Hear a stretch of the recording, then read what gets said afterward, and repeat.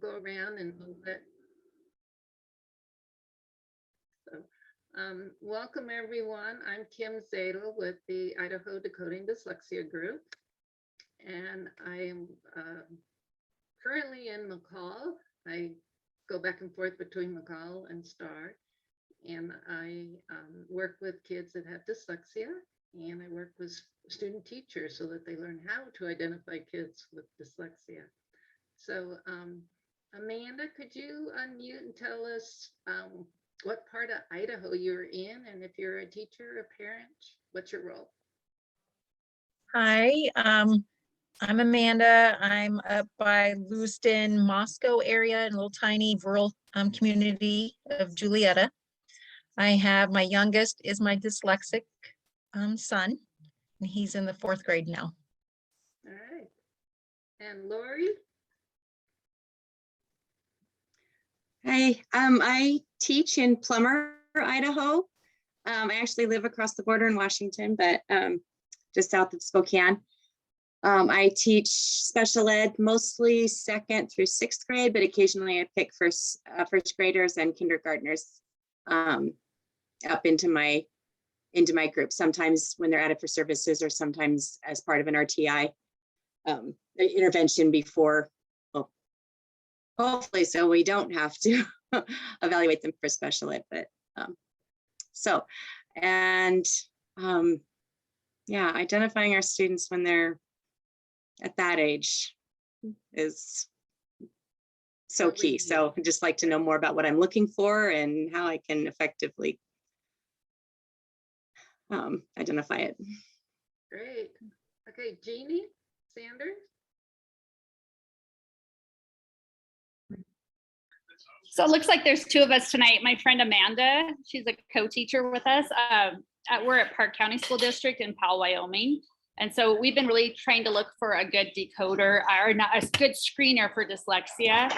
We have some kids that we're suspecting to be dyslexic. And so we're hoping this could kind of give us some ideas. Right. So Amanda, right? Yeah, it's down there.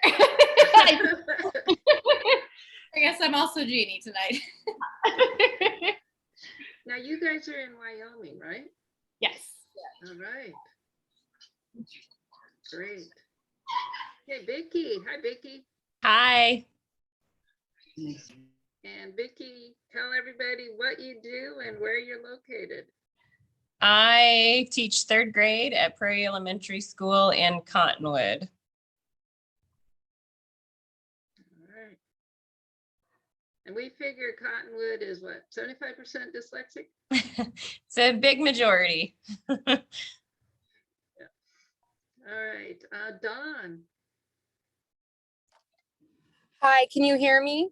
Yes, we can.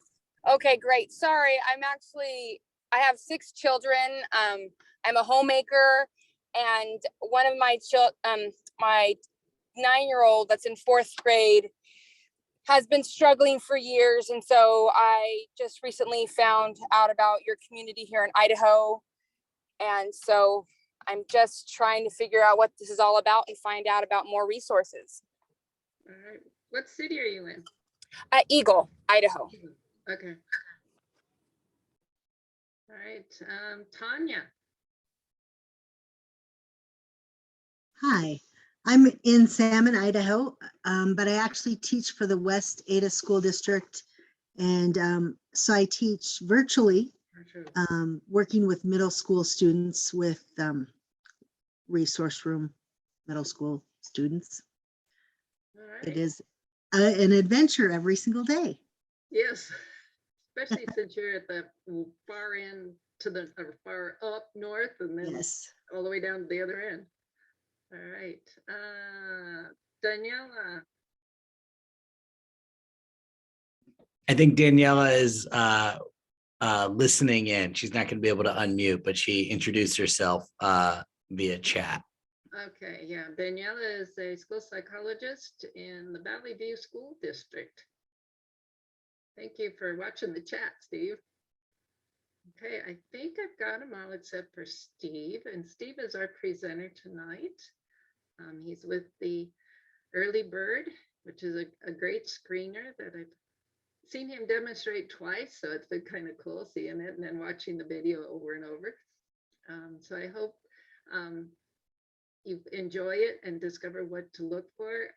Decoding Dyslexia Idaho does not endorse anything, but when we do find things that we think are educational for you and maybe a possible resource, we will demonstrate them for you.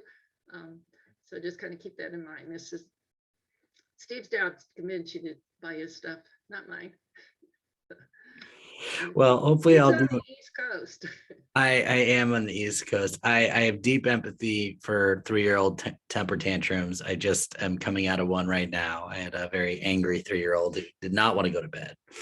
But I am so grateful to be here with all of you today. And there's lots of great connections already all over the place. I was just chatting with a district leader in West Ada last week. And in fact, our friends in Wyoming, I have been in conversation with Leanna Morton. Does that sound right or familiar, Jeannie, to you? Oh, I'm sorry, who was it? Leanna Morton. It kind of sounds familiar. I can't place it. Yeah. You know what town? In Park County, but I don't know which town. Okay. Yeah. Yeah. Okay. All to say, though I am in Western Massachusetts, I feel a part of the Mountain West and am eager to share EarlyBird's approach to supporting mostly educators right now. There's a future where we're going to be excited to be supporting parents more directly, but I also think there's ways to leverage what our approach to making sure that every child gets the individualized support and relevant instruction that's going to help them develop into strong readers, no matter what they bring to the table in terms of their abilities and needs. So we believe that far more children can and should be the strong readers we know they can be if educators have a better understanding of that individual child, each individual child's needs. They understand the ways that different components of becoming a strong reader work together. And they have the professional development and support to actually introduce the instructional strategies that'll meet those child's needs. So I'm going to go through a bit of it's going to feel a little bit more directive than I generally like. So Kim, you can maybe attest that I generally don't like to talk at people. I like to have a conversation, and each of you bring such a different lens of questions and needs. And I think I'd love to start off with a question, and we can use the chat during our time together tonight to make this a bit more interactive. And I'll be sharing some resources as we go, in addition to sharing a little bit more about EarlyBird. So the first piece I'd love to hear is, what screeners, this is particularly for educators out there, are people currently using in their schools, if any at all? You can just type it in the chat. And when you type the screener, maybe say one thing that you actually like about what's in place.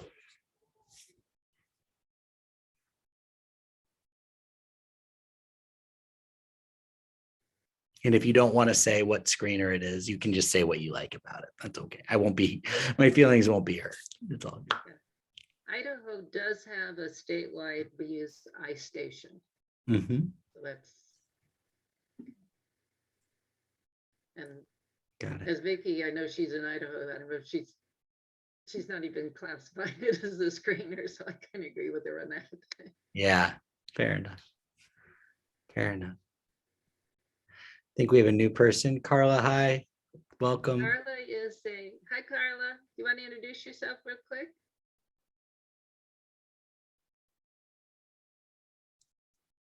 She's at BYU, Idaho. She's a college professor.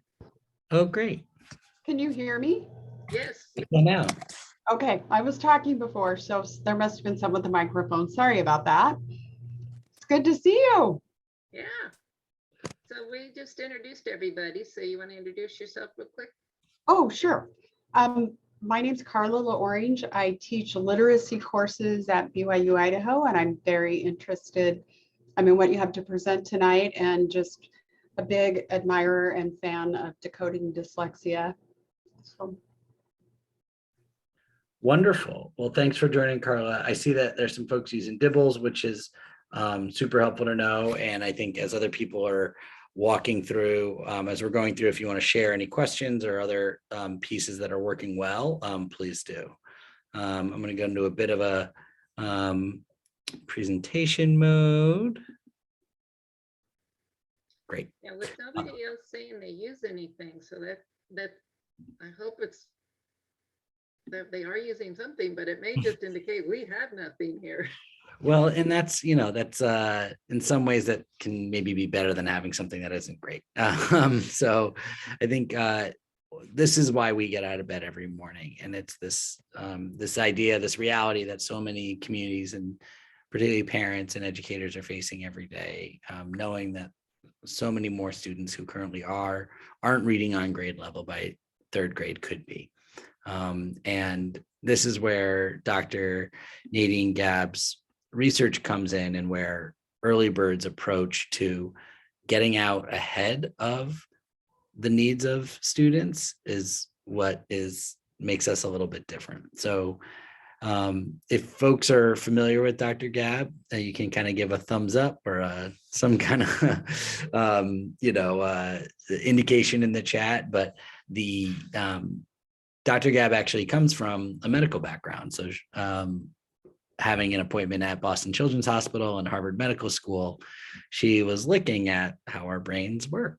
And she came to this not from a place as an educator per se, or even a literacy expert, but actually from a neurocognitive perspective. And what she was seeing is the way we were understanding whether a child is dyslexic or not is generally what we were doing was waiting until they're in third or fourth grade and saying, oh, this kiddo is having some trouble. Or, I thought they were doing okay, but it turns out they really don't know how to read. Maybe we should do a really costly, laborious, inefficient neuropsych examination to determine whether a child is dyslexic.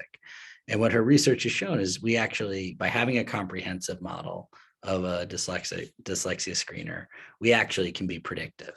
And we can, again, to take the medical lens, we can actually be preventative in terms of the struggles that students are going to have if their dyslexia is not diagnosed earlier. So that's what's really motivating us. And I'm just going to pop over to the chat. Oh, great. Thank you, Lori, for sharing the CTOP. We're going to talk a little bit about some of the ways that I think we get to the right, what's hopefully a really productive grain size of data and insight. So thank you for sharing that. And it's this waiting to fail model. And the idea that the most effective intervention window is actually in these earlier elementary grades is what Dr. Gabb coins as the dyslexia paradox. And so when we think about some of the ways that dyslexia screeners and early literacy assessment platforms have generally fallen short, one of the reasons is generally because they're not super comprehensive, right? People have prioritized speed. They say, I want it fast. I want to screen. I want to get through all the kids in 20 minutes. And while we appreciate how busy educators are, you're not going to be able to get that predictive profile and that ability to get out ahead and be preventative of a student's needs if you're not going to be comprehensive. So when we think about the Scarborough reading rope and we look at all the different components that are going to make a child a successful, strong reader, it's all of these things. All of these things are going to matter, and they're going to affect how a teacher or a parent is going to support a child along their journey towards being a strong reader. In particular, I want to highlight the naming speed component. So that for those of you, I feel like there's probably people with a lot more experience than I have, and people with maybe the same level of experience that I have, or maybe less. But for those of you who are relatively new in this sort of early literacy space, the naming speed is frequently assessed by the rapid automatized naming assessment. And so shorthand would be RAN for that. And we'll talk a little bit more about that in a little bit. But the idea that an assessment and a screener is going to have all of these things and not be painful to administer is something that's pretty different and we're seeing is really resonating around the country. So right now we're in about 90 school districts, maybe 95 by the end of the week. I have a few partnership proposals out that are really exciting. And I think we've only been in the market for a year. And I think one of the reasons that it's really resonating are some of these design principles. So number one, we try to make it playful. You'll see our little friend Pip in the corner, who we'll get to know in a moment. Students are actually going to be able to go through the assessment on their own with really minimal oversight. I have a first grader who just went through and he thought he had done something great. And it was like playing a game, and you'll be able to see what that looks like, that student experience, in a minute. It's immediate and it's auto scored. So frequently you're going to need, for other assessment tools, they're either paper, pencil, or even if they're digital, you're going to need specialists, a speech language pathologist, a literacy specialist, not only to administer, but to decipher and then translate the results into something that a teacher could actually use. We're not going to do any of that. And that would be another piece I would just caution when you see other screeners out in the marketplace that say they're very quick. Maybe they're quick to get a couple of data points from students, but in terms of a teacher's time to grade and then translate that into instructional next steps, there's actually a lot more. It ends up being frequently a lot more cumbersome. We talked a little bit about the comprehensive nature of the assessment. I'll come back to that in a moment.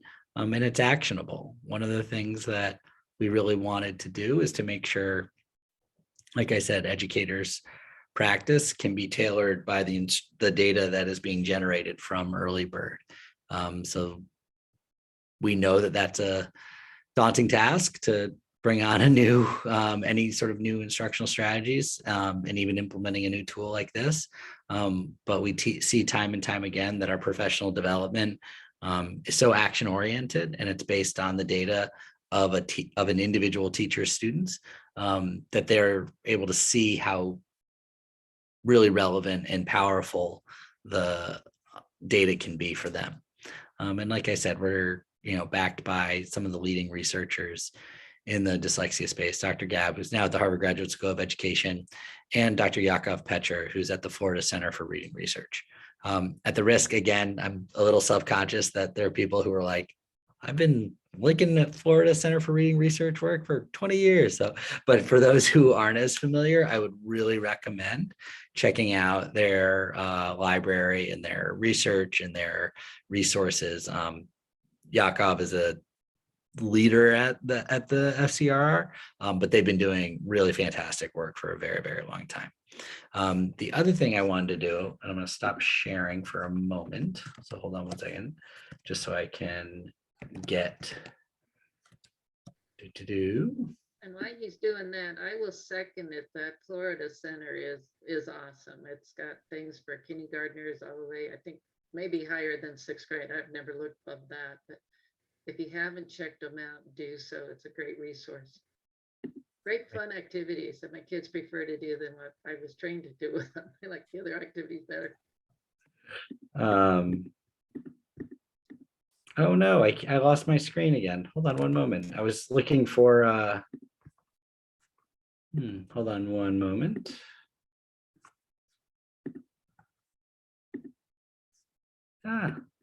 There we are.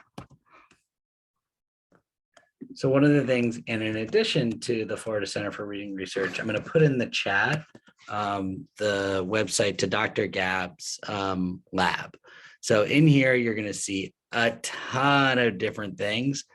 Very little actually has to do with EarlyBird, but for those who are actually trying to build your understanding of dyslexia, understand the importance of screeners and assessments, understand the science behind that really undergirds EarlyBird's approach, her academic lab is one of the best places to check out. And then we'll come back to a few other resources we have later, but I'll pop back into my presentation. Cool. So here's the game board. So Pip is going to make his way through this imaginary city, and each one of these animals is going to represent a subtest. Now, each one of these subtests is going to be, anywhere from 3 to 5 minutes long. And to get through the entire board is about 40 to 45 minutes. Couple things to note. We have subtests that have an oral language component, and you can see that represented by this seemingly, yelling person over here.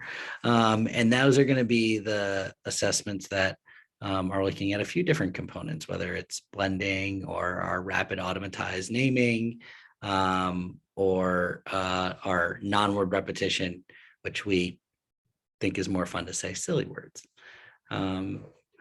Again, all of these are going to be auto scored. And once a child gets to this crocodile emblem, they're really going to be going through at their own pace. Students can use Chromebooks or iPads. We're optimized for both. And I'll pause right there to see if there's any questions on kind of the game board before we dive in. So people can either unmute or you can just use the chat to ask a question.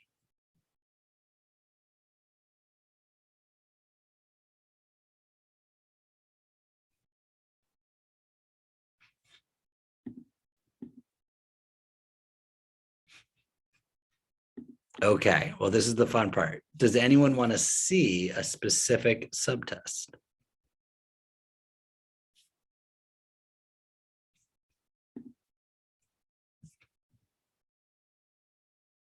Oh, I'm so glad to hear that, Jeannie. We don't think that screeners should be painful for kids. Why can't it be fun? I'm so glad. Thanks for that. All right, well, I'm going to click over to the platform and go. And Kim, is there one that you'd like to see? I just saw Vicky is saying she wants to see the oral component. So there's a couple different oral components. We'll go back here. This will tell you which one. So we could do blending is a good one, or we could do, there's other oral language components. Word matching is a good one. So the gorilla, let's do word matching. That's a good one. Hello, look at the pictures on the screen. 2 of these are a pair. They go together. I will name each one and you will touch the 2 that go together best. Pip, listen carefully as I name each one. Cow, orange, pig. Which 2 go together best? Yes, that's right. Cow and pig go together best because they are both animals. Let's try another one. Which 2 words go together best? Blue, triangle, yellow. Listen again. Blue, triangle, yellow. Blue and yellow go together best because they are both colors. Now it's your turn. Crayon, wand, draw. Which 2 go together best? Crayon, draw. Good job. Let's try another. Fish, moon, sun. Which 2 go together best? Moon, sun. Good job. Let's try another. Buy, dock, dollar.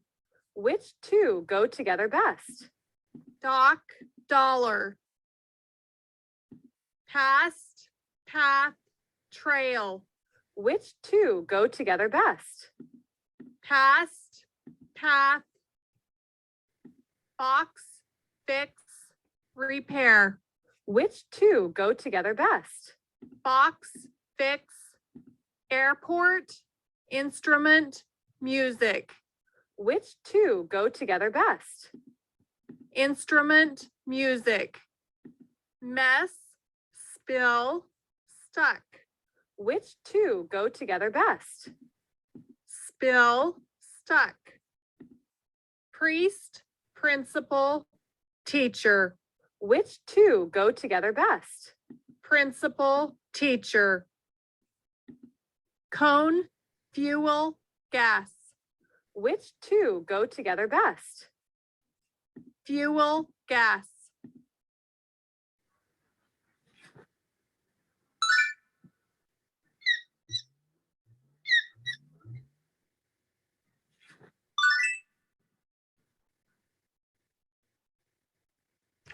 Great. So a couple things to highlight. Number one was that we're gonna make sure the child knows the task that's we're asking them to complete. So you can see that Pip is gonna model the activities within each subtest. We're gonna scaffold and give some feedback if they aren't getting things just right. And then from there, we're gonna have initial items that are gonna set the trajectory for how difficult the items will be. So you saw there, I was making some mistakes. A child wasn't able to see, it was more sort of associating words that had a first sound that was more similar as opposed to thematically being similar. There's a whole range of reasons that could be, but that was a deficit that this hypothetical student had in an area that they might need some intervention and support around. That said, I was able to match pictures. Interesting, right? And so these are the types of items that are going to be differentiated. And again, this is all coming from the Florida Center for Reading Research and Boston Children's Hospital. So once we have enough data to place a student on a norm validated data set from around of kindergartners for this game board around the country, we're not going to belabor the point, and we're going to give them the token, congratulating them, saying, great, you're on your way, and we'll keep moving. Any questions or things that jumped out to folks? Kim, anything I should emphasize on this? Well, on that one, someone is reading those words to the child. They don't have to read them, correct? They were being read on the device. Yep. Okay. Now, do they have to have a touchscreen device? So it can either be a Chromebook or an iPad, touch or not. They can click and drag if they need to. Okay. Anybody else have a question? Or We're something a small enough group, just unmute and ask.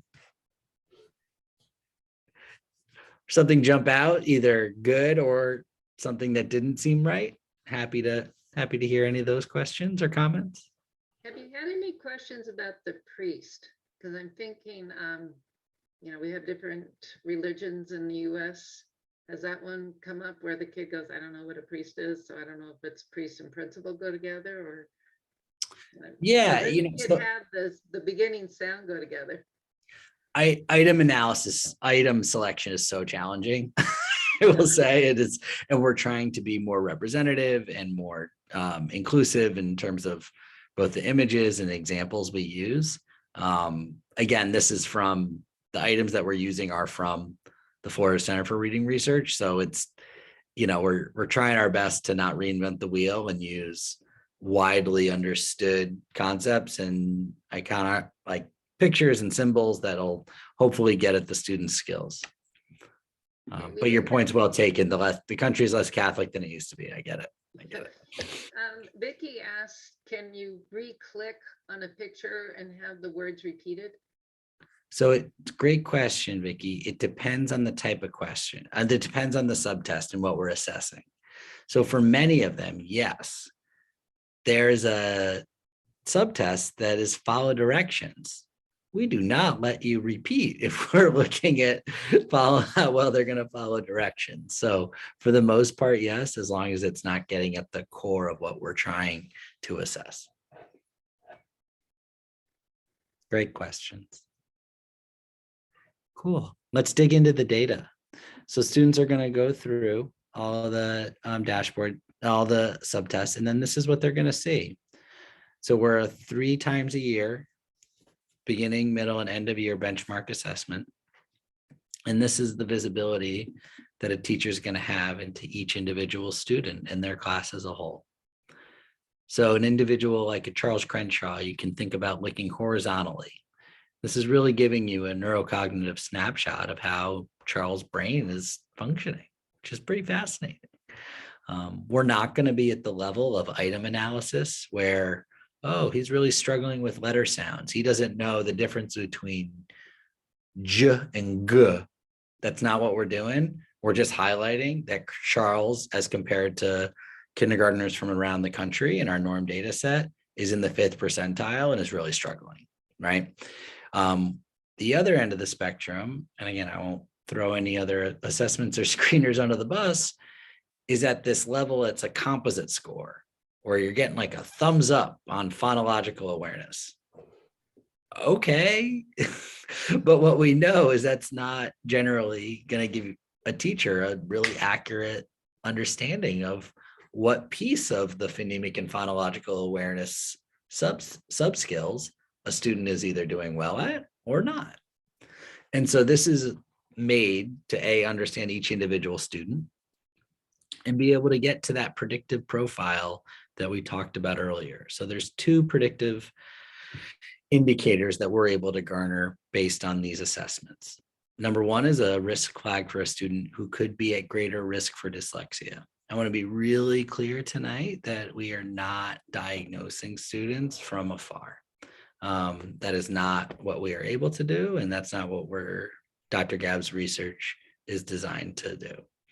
What we are saying is that by assessing students at a population-wide level, not saying, oh, here's a subset of students who are really struggling, but by screening students earlier and in a much more inclusive, comprehensive way, we can identify students that could be at greater risk for being dyslexic. And we think that's a really powerful just peek into what could be a challenge that a set of challenges a student might face. The other risk profile or predictive profile indicator that we can generate from these subtests are the potential for reading words in isolation by the end of kindergarten. Sometimes being dyslexic and not being able to read words in isolation are connected. Sometimes they're not. And I think disentangling those two and helping teachers to develop the understanding and capacity to be able to see individual needs in those distinct ways is really, really powerful. We see that time and time again. We have literacy specialists who are conducting professional development every day, and these are the aha moments that educators are having around the country. So that's the predictive profiles. The last thing I'll say is we talked about looking at this data horizontally, but also think about vertically. And you think about the ways that this data can now help an educator group students in much more targeted ways. So I'm looking here, I'm looking at the oral language comprehension columns, and I'm looking at vocabulary. I'm seeing that Emily, Francis, Anna, and Charles are all really struggling or with their vocabulary. And so that's a skill set we need to build up within those students. So there's some small group instruction, we'll click into this in a minute, that can really help make the most of their instructional time that you're going to be spending with them. Before I go off this page, there is sort of this one type of student that we talk a lot about internally, and I've shared with Kim. And this is the Katie Knights of the world. So Katie is to us a classic example of the way traditional screeners have frequently not served a child like Katie well.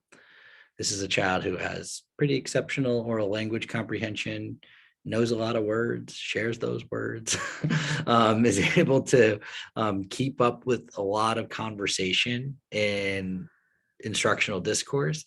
And then she gets to 4th grade and is asked to write a rhyming poem. And she's like, I can't do that. And so there's so much compensating that the Katies of the world are doing because our assessments and screeners aren't identifying the needs that they actually have. So there's lots of ways that dyslexia going undetected can really erode at a student's confidence. I don't have to tell this group the effect it can have on children and educators and classrooms as a whole and families.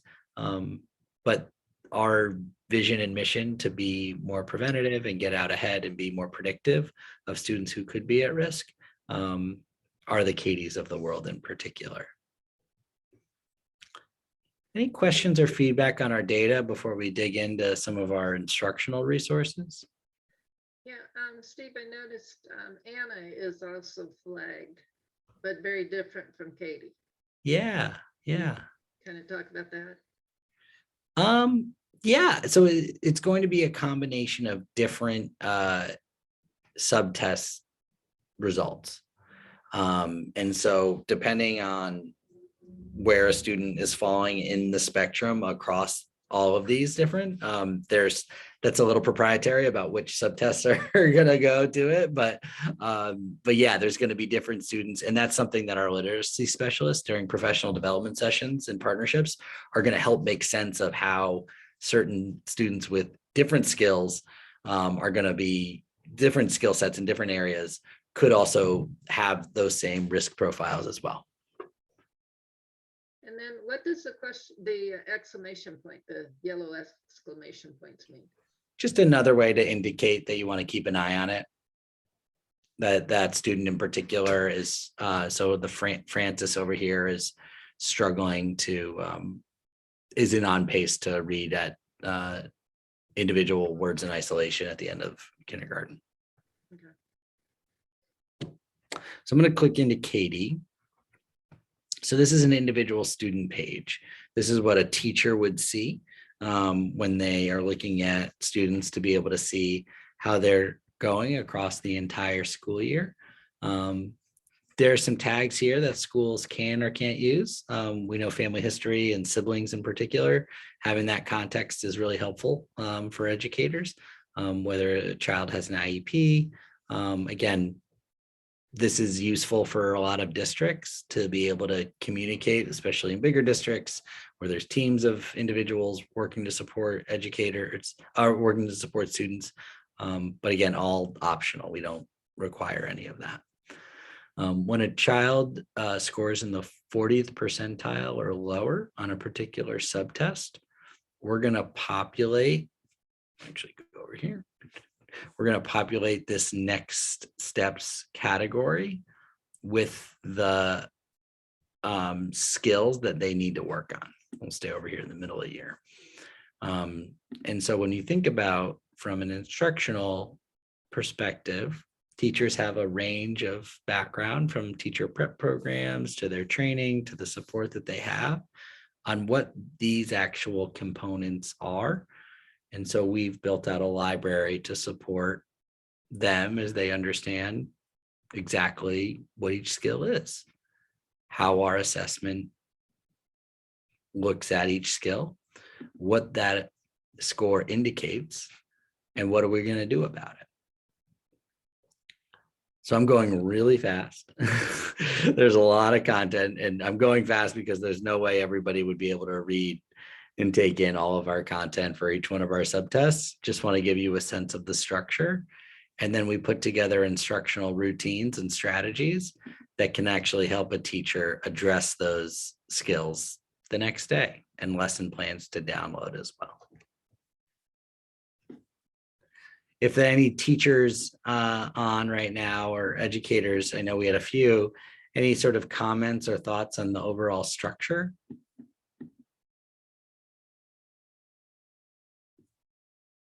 Of the Next Steps library?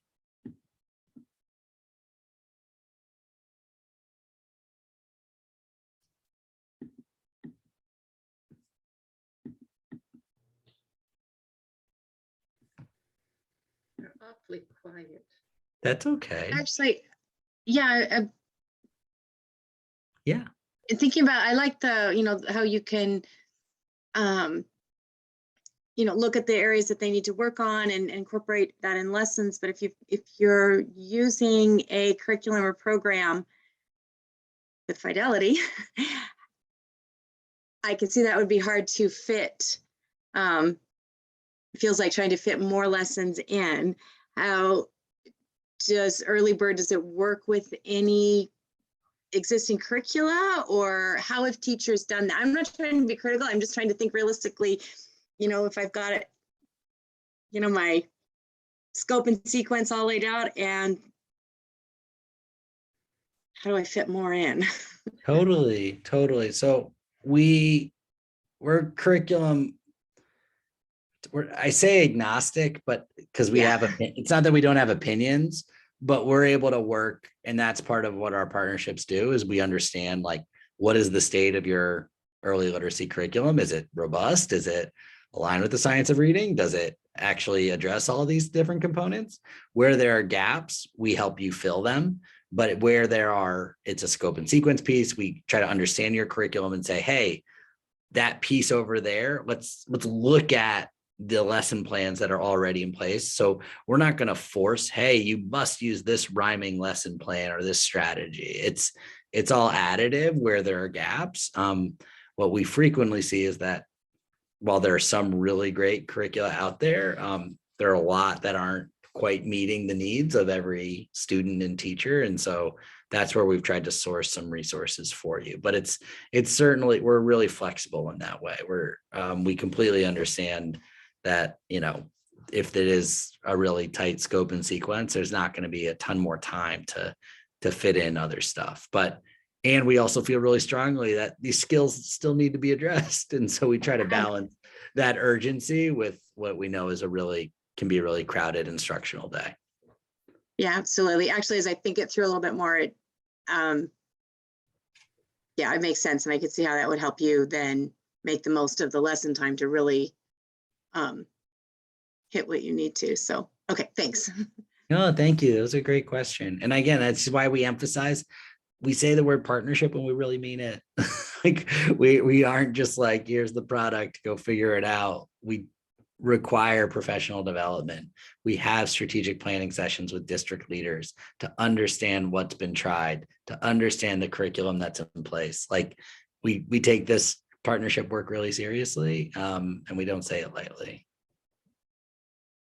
Vicky is wondering, your test can be administered 3 times a year.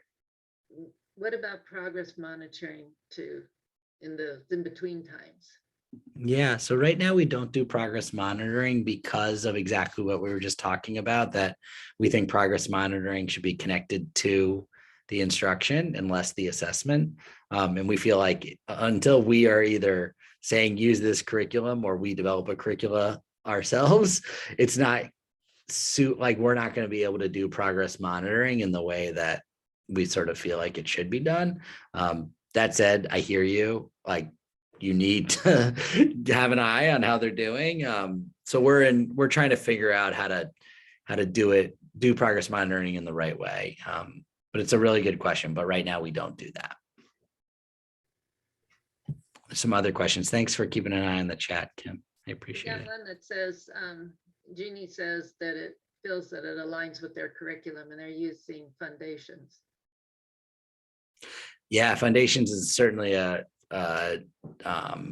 curriculum that we see a lot and we align really well with. A couple other approaches, whether it's OG or Heggerty. There's some others where we're frequently seeing a lot of alignment. I will also say this, we also work, and again, I won't say their names. We also work with districts where we don't align very well. And actually we're a change catalyst in a lot of communities where there needs to be a new way of thinking about literacy instruction. And we're able to bring some language. We are a no drama group. We're not interested in any wars of any kind. We are interested in making sure every child becomes the strong reader that we believe they can and should be. So I think we can play, again, depending on that context, we can play whatever role we need to make sure teachers are getting the support that makes the most sense.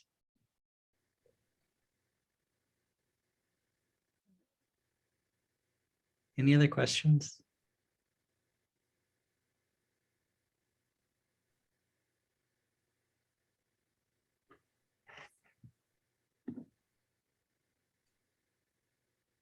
Cool.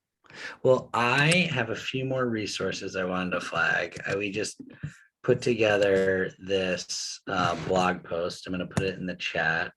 Again, it's just if you're an educator or you're a parent thinking about, doesn't sound like there's a lot of screening going on, but just some principles that we think should be in place with any assessment tool or screener. This is our blog, so we designed a product that we think meets these things. So I won't be coy about that, but I will also say, there are other products out there. Again, we think that the power of being predictive can truly transform teachers' instruction and just absolutely get out ahead of what we know can be just heartbreaking struggles for individual students, their families, and their school communities when they don't become the readers that we know they can be. So we don't need that pain. We're here to try to be one piece of the puzzle to try to make a difference on that front and try to get out ahead of these challenges. So I'm just really grateful for everyone's time tonight, and I hope this was useful. So I have a question for you. Yeah. Okay, so if they're flagged on something and we're have to feel like they probably are dyslexic, so then do we refer the parents onto a specialist? Kim, you want to take that? It kind of depends. If the school, if they have identified where the child is and the school can remediate those specific skills, I wouldn't waste the money to get an outside evaluation. A lot of times what we recommend is if the kid is more severe, that you do a cognitive assessment, an achievement assessment, and then an oral language, and then look and see if they have the characteristics of dyslexia. And most schools just do those anyway. So it's the Woodcock-Johnson or the WISC, and then look at the data. We're finding some school psychologists misinterpret, I hate to say, some of the data. They'll think they're outliers because a lot of times your dyslexic will have a very high score in one area, and then within that same area they'll have a very low, so they say, oh, those are outliers because you can't have that kind of discrepancy. No, that's what a dyslexic child looks like. So if you can handle it within your school, then do, and not, because the outside evaluations, you're talking $1,000 or more. And so it's like, yeah, my feelings are, if it has the characteristics, assume it is. And if it wasn't dyslexia, doesn't matter. You just took care of the problem. So, yeah. And so I'd also, Steve, if you could demonstrate a couple more of those little assessments that are a little bit different, I think that would be helpful. Sure, I can. There's a couple other things I wanted to highlight that you said, Kim, that is really useful for me, or I think useful to share. I think there's this level of subjectivity. So I talked about the cumbersome nature of a lot of other screeners, and also if they're not cumbersome, then they're probably not very comprehensive. But even if they are comprehensive, we're oftentimes asking educators for their interpretation of student responses, or we're asking them to, I saw one assessment that says, do you think this student's going to be reading at grade level by the end of the year? And it was October. Teacher was like, I don't know. As if like what happened in the classroom was already, didn't matter, and it was already preordained. So I think there's a level of objectivity that there's a lot of things technology can't do. Our platform though is objective, and I think that objectivity is really, really important when we're thinking about looking at actual student skills. So wanted to really highlight that, as I think it's a really important piece of our innovative approach. Cool. Kim, what would you like to see? I'll pull this back up.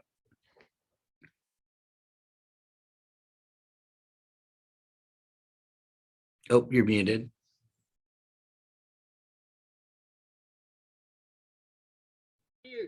There we go.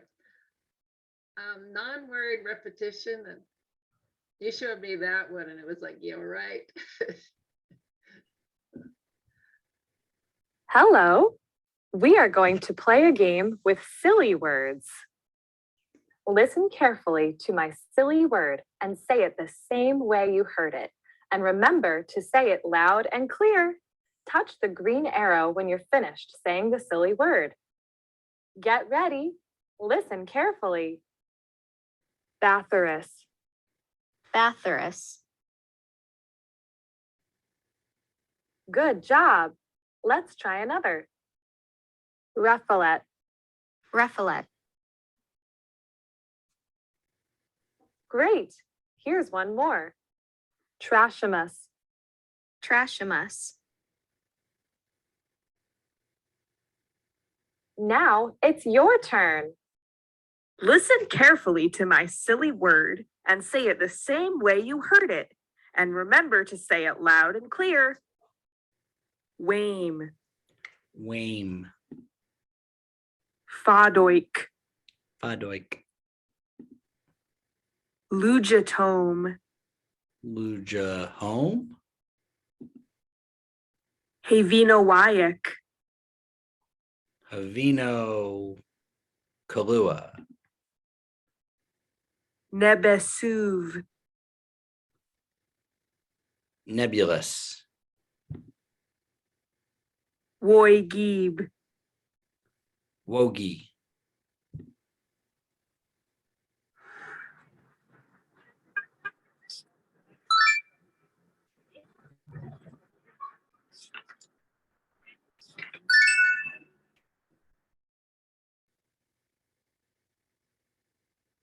So a couple things. I was really trying to show how we struggle. This child struggled with some of the multisyllabic silly words. And again, once we got enough data, we didn't belabor the point and we said, here's your token, you're good.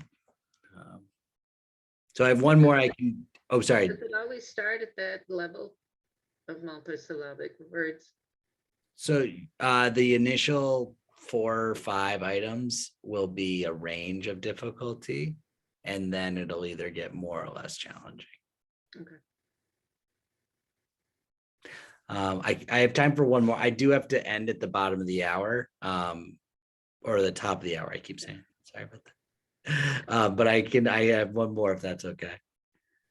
Somebody have a choice? You don't see the names anymore. Oh yeah, this is just the game board. We can go back over here. There you go.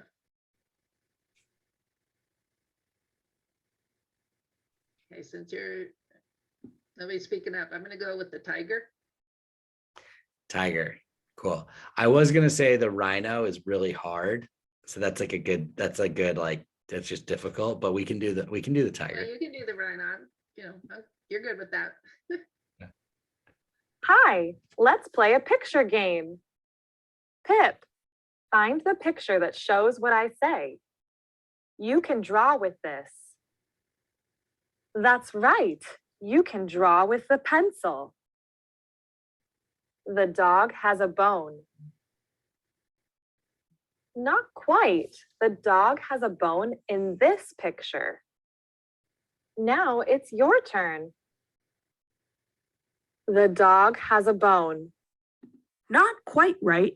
Try again. The dog has a bone. Good job. Let's try another. This feels soft. Good job. Let's try another. You can draw with this. Not quite right. Try again. You can draw with this. Good job. Let's try another. Click on. The students were excited because they were going on a field trip where they would see animals, clowns, and flying gymnasts. Click on. Mom said, close the box and put it beside the door. Click on. Matt will take out the trash after he eats dinner.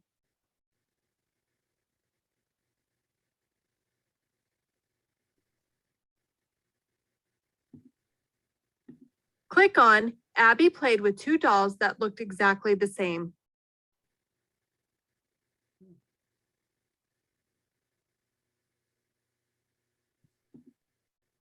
Click on. Claire hopped like a kangaroo during the game of hopscotch.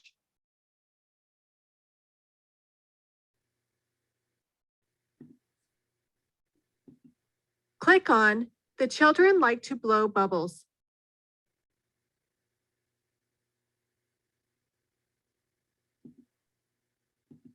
Click on. The baby is in the car.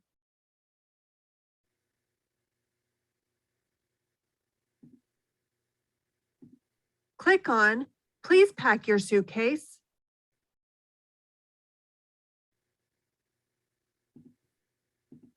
Click on, Carrie's brand new shirt was white with pink stripes. Click on, now that Jamal is older, he can ride his bike with just 2 wheels. Click on, the students had to follow the teacher out of the building during the fire drill. Click on, the dog was beneath the box.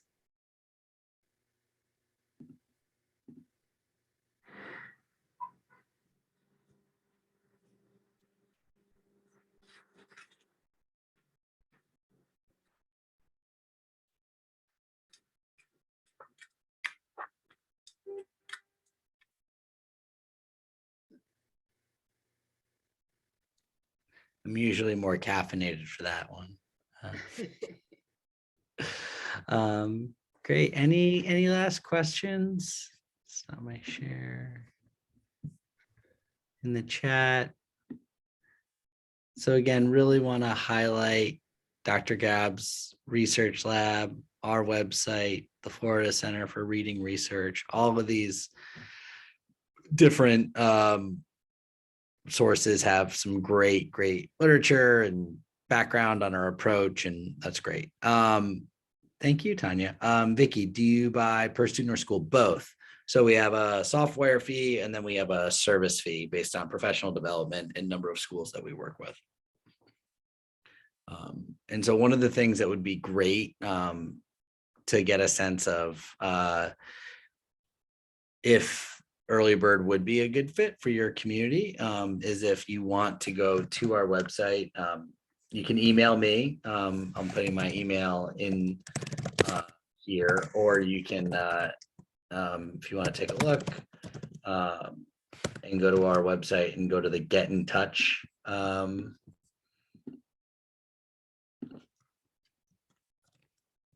section, you'll be able to request a demo.